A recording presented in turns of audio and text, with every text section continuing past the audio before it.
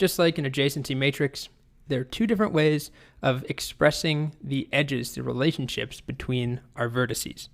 Okay, now let's compare them.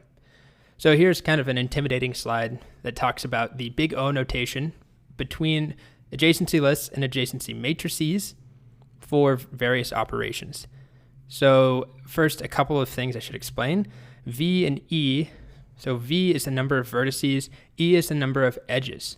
So if we think about the storage, how much space they take up compared to one another, if we look at an adjacency matrix, you can see we're looking at big O of V squared, where V is the number of vertices.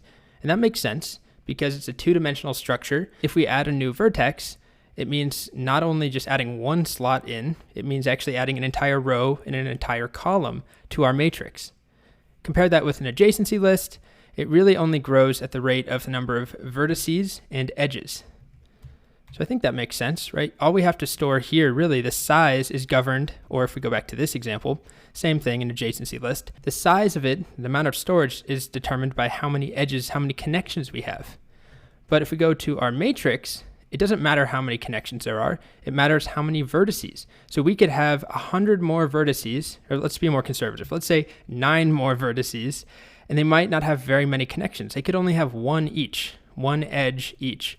Well, we're still going to have to add 9 rows down here or up here and 9 columns, and that's a lot of space. So if your data is sparse, if you don't have a lot of connections, a lot of edges, maybe don't use a matrix. So you can use this slide as a reference, but here's a breakdown of some of the key points. So an adjacency list, as we've already talked about, can take up less space in sparse graphs where you don't have as many edges, compared to an adjacency matrix, which takes up more space, V squared, where V is the number of vertices.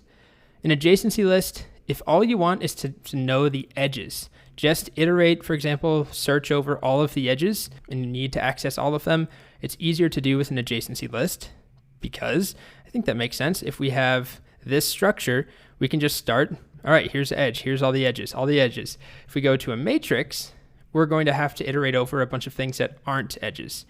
We're going to, there are things that are stored here that don't exist, if that makes sense. We're leaving empty spaces versus in an adjacency list, we're only storing the meat, the actual connections. Okay, so faster to iterate over all edges, slower to iterate over all edges in a matrix. However, with an adjacency list, looking up a specific edge to see if it exists, for example, can be slow. In a matrix, it's very fast. You can see that on our big O here. To query something, O of 1, constant time for an adjacency matrix. So if I wanted to know, we go back here, is there an edge between A and D? All I have to do is go find that slot, A and D. No, there's not. Is there an edge between B and C? Go to B, C, yes, there is. It's constant time. If we compare that to an adjacency list, actually let's go to letters. If I want to know, is there a connection between A and D? Well, I'm going to have to ask for A first, then I'm going to have to iterate over this. So depending on how many connections there are, how many edges to A, there could be a ton, and I might have to iterate over the entire thing, depending on the number of edges. So I can't know instantly like I did with a matrix. So that's where we get O of V plus E, where V is the number of vertices, E is the number of edges. So the big O itself doesn't matter that much right now. Just know that in general, a matrix takes up more space. When we're talking about sparse data sets, it's not great. It's slower to iterate over every edge, but it is faster to look up a specific edge. Also, some people think the implementation of a matrix can be a little easier. An adjacency list takes up less space, it's faster to iterate over all edges, but it's slower to query for the existence or to check if an edge is in there. So which one are we going to use? Dum, dum, dum. We're going to go with this rainbow, beautiful text, an adjacency list. So excited about it. It's in there 3 times. Why are we going with an adjacency list? Well, mainly because of the space that it takes up and the fact that most of the data in the real world, whether we're talking about social network data, friends, modeling actors who are in movies together, Wikipedia pages, whatever it is, real world data tends to be sparse. So we can have a ton of nodes, lots of vertices, but usually they're not all connected. And that lends itself more to adjacency lists. Remember this chart. Look at any given node on here.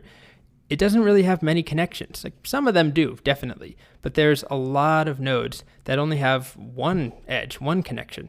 So for each one of these, whatever the number of nodes is here, the number of vertices, it's going to make a massive matrix. Versus if we're only storing the actual connections using a list, it's a lot easier. And it takes up less space.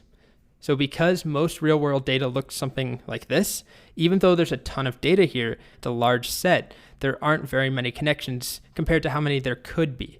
So in a matrix, it works well if your data is jam-packed. If your matrix could be almost full, then you might want to use a matrix. But otherwise, I prefer to use an adjacency list. So that's where we're going. And finally, in the next video, we will set up our code and get started.